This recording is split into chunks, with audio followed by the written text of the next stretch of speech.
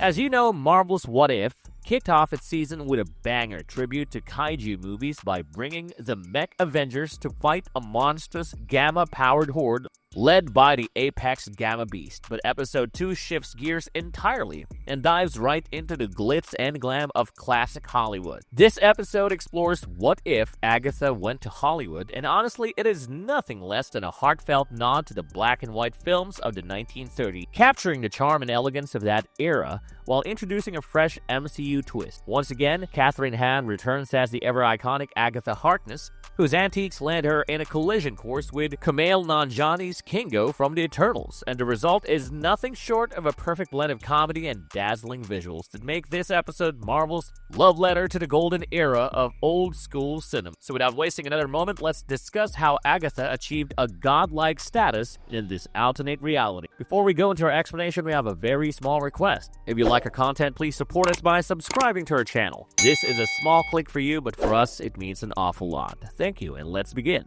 Hollywood's Agatha brings in the last living Eternal to complete her master plan. Episode 2 of What If Season 3 takes us to Hollywood in the late 1930s or early 1940s, where Agatha Harkness is moonlighting as a glamorous actress. Filmed entirely in black and white, the episode follows Agatha Harkness as she spins the tale of the Celestials on the silver screen. But behind the glitz, her quest for ultimate power has led her to a startling discovery of Tiamat, the slumbering Celestial living below the Earth's core. So of course, Agatha plans to absorb its energy and ascend to godhood because, let's face it, she's already halfway there. The Watcher then explains that Agatha has uncovered the existence of this Celestial buried at the center of the Earth, and to tap into its immense power, she needs to draw more attention to herself and grow stronger by feeding off the fame and energy she has gained as a Hollywood star. However, tapping into the power of a Celestial isn't as simple as draining a superpowered being, and instead of her usual small altar, Agatha needs something much grander to pull off this monumental feat. Plus, her magic seems to be failing her, prompting her to call on Howard Stark to reset the scene, and with Hollywood churning out even larger movie sets, Agatha Harkness sees her golden opportunity and cleverly manipulates Howard Stark into making her a star, giving her access to an enormous set designed with her hexes and magical markings seamlessly marked into the backdrop. Of course, Stark's over-the-top plans don't go unchecked, as his ever-loyal assistant director Edwin Jarvis is constantly stepping in by trying to keep Howard from going completely off the rails in his extravagant efforts to impress Agatha. Yet, somehow, Agatha persuades both Howard Stark and Edwin Jarvis that the film absolutely must include more star power for her to add to the spectacle of her picture. When Jarvis makes a joke about making the reshoots a bigger show, it gives Agatha the idea to join the other biggest star in the movie world. She was talking about Kingo, who, by the way, is also a Bollywood superstar as seen in The Eternal. Of course, her real plan is to drain Kingo's powers to prepare herself for taking on Tiamat. Now, when Howard manages to bring Kingo on board, it is already clear that he knows what Agatha truly is, although he was unaware of the full extent of her action. The next day, when Kingo arrives on set of the Stark Pictures lot, Jarvis and Stark meet Kingo at his car, excited to bring him on set. Kingo knows there's going to be a huge dance sequence in the showdown, alluding to knowledge about what Agatha is up to with the invite. Howard then preps the movie and calls action on Galactic Queen, so after an awkward and hilariously over-the-top dance number, or the more appropriate term would be a Bollywood versus Hollywood showdown, Kingo attempts to stop her. During the dance-off, the superpowered duo know what each other is up to, bluntly talking about their plans to obtain more power, and as they dance, they begin using their powers to fight, all while mugging for the camera. Kingo then realizes that some of Agatha's powers were stolen from other Eternals as the sequence reaches its conclusion. Apparently, Agatha has already defeated and imprisoned every other Eternal, from Ajax, Circe, Icarus, Sprite, Phastos, Makari, Druig, Gilgamesh, and Athena. Agatha has pretty much absorbed all of their powers. Now, Kingo is the final Eternal on Agatha's list, and once she absorbs all his powers, she would have everything she needs to drain Tiamat's energy from the Earth's core and ascend to a celestial level of power. Of course, Howard Stark is blissfully unaware of Agatha's true intentions and goes on to film the dance battle between her and Kingo, thrilled about how incredible it will look in the finished movie. So much so, he throws an after-party to celebrate the marvelous sequence they shot, but once the cast and crew cleared out, the real showdown begins as Kingo and Agatha finally face off without any distraction.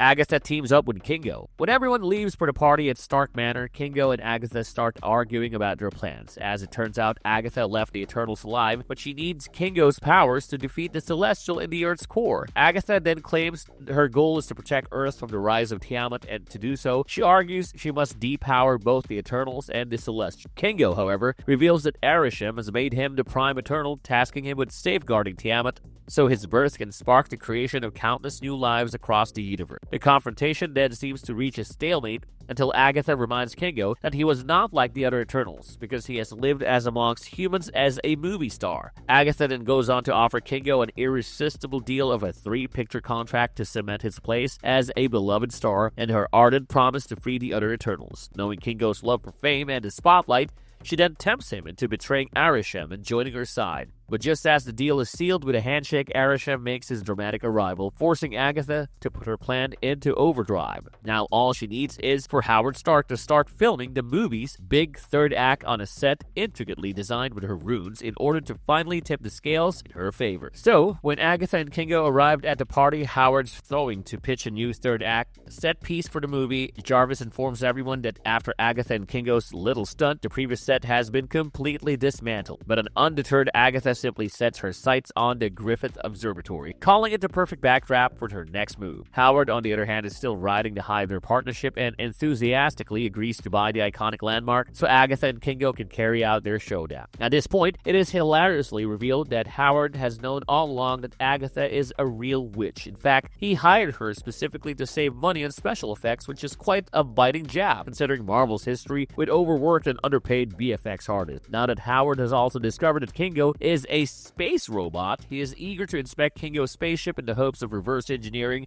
eternal tech to fuel his capitalist ambitions. Meanwhile, this revelation sort of leaves Jarvis understandably flustered given his future connection to Tony Stark's AI. But first, they have a much bigger problem to deal with because Arishem has arrived to take what's his. The ultimate showdown between Agatha and Arishem results in the witch's ascension to godhood. So the group readies the observatory when Arishem arrives. Jarvis meticulously hand-paints the runes inside the Griffith Observatory, while Howard Stark sets up the cameras and lights, eager to capture every moment. Using the new observatory, Agatha then casts a spell to absorb the power of Tiamat, and true to the plan, Kingo sacrifices his powers to Agatha, completing her collection of the Eternal's ability. With her newfound strength, Agatha taps into Tiamat's energy and transforms herself into a celestial. After she has, Agatha rises into the sky as a mystical being, towering over the planet as a cosmic entity. But as she marvels of her stunning new form and godlike abilities, Arishem arrives, ready to bring her down. As the two begin to fight with the whole world watching the show, Arishem tells her she could never wield the power of a celestial, as she misses him with cosmic energy. For a moment, it seems like Agatha might be outmatched because Arishem's power is overwhelming, but in true Agatha fashion, she turns the tables by painting a rune behind him and trapping him in an inverted pentagram hex, similar to the one Wanda used on her in WandaVision. Using her spell, Agatha then drains Arishem's powers completely, ultimately destroying him before absorbing all his ability. Naturally, the world is now in awe of Agatha's victory over Arishem, as everyone believes she has just saved Earth from a certain destruction. But let's be real, this is Agatha we're talking about. Through her whole life, she's been playing the role of the good guy the whole time, all while plotting to become one of the most powerful beings in existence. And far from wanting to protect Earth, her real plan is actually to reshape the planet and maybe even the entire galaxy, according to her own vision. So when Kingo congratulates Agatha on her accomplishment and asks her to wrap it up, she reveals that she was acting for Kingo and Howard, as she had no plans to ever give up the power she worked so hard for. Naturally, Howard and Jarvis are at a loss for how to stop her, but then Jarvis inadvertently gives Kingo the perfect advice to speak to Agatha's deep innate need for love and admiration. So Kingo, taking a page from Agatha's own playbook, desperately urges her to consider the massive influence and adoration she could gain if she pursued her dream of becoming a movie star, because apparently as a movie star she can change the world without needing the powers she's captured. He even offers to be her long-term collaborator, hoping that the allure of fame will keep her from wiping out humanity in her quest for ultimate power. So by the end of What If Season 3 Episode 2, Agatha agrees to team up with Kingo and Howard to release a film based on their wild adventure and titles it as the Cosmic Queen, which will premiere at Grauman's Chinese Theater. As we see them attend the premiere, the film is apparently such a hit that Howard, excited by its success at the box office, begins to seriously consider shifting its focus away from weapons and into the world of cinema. This shift will undoubtedly change his fate, which in the main timeline ends with his death at the hands of Bucky in Captain America's Civil War, and likely impact his relationship with Tony in a whole new way. As for Kingo and Agatha, they're already planning a sequel to Cosmic Queen, which will probably be another documentary-style film masquerading as a fictional story, because as he narrates the end of their story, 3 more angry Celestials appear around the Watcher. So, in the sequel, the Eternals will probably face off against the Celestials, who are none too happy about Arishev's death. But do the Eternals even stand a chance? Well, with Agatha wielding the power of 2 Celestials, things might get interesting. And if the Eternals do get their powers back, maybe they can take on 3 Celestials. But even if they don't, we can count on Agatha and Kingo to deliver one heck of a show. So what is our marvelous verdict on this version of Agatha Harkness? In my opinion, What If Agatha Went to Hollywood definitely stands out as another visual feast for the Marvel series. Given the episode is a love letter to old Hollywood, it has plenty of Easter eggs that cinephiles will appreciate, from iconic set designs to stark pictures looking like the legendary Paramount lot. The attention to detail here is really impressive. Plus, the giant dance number in the episode is definitely not something you see coming, but still, the overall spectacle is an absolute joy to watch. Moreover, the unique color palette used in Agatha Went to Hollywood helps it really stand apart, even in the What If series. However, for me, the chemistry between Kathryn Hahn and Kumail Nanjiani is the true highlight in Agatha Went to Hollywood, with their witty dialogue exchanges making the episode a lot more fun to watch. Both the comedians have a natural ability to create great chemistry with anyone, and even in their vocal performances, you can just feel them effortlessly click together. Hahn especially gets to fully embrace the playful, over-the-top side of Agatha that was often held back in WandaVision and Agatha all along. So in this episode, she gets to go full diva, and the show really thrives on that energy. Another standout element of Agatha Went to Hollywood is the performances by Darcy and Cooper. I think it is a clever choice to frame Cooper's portrayal of Howard Stark as a nod to Howard Hughes, an aspect of the character that's been hinted at since the first Avenger.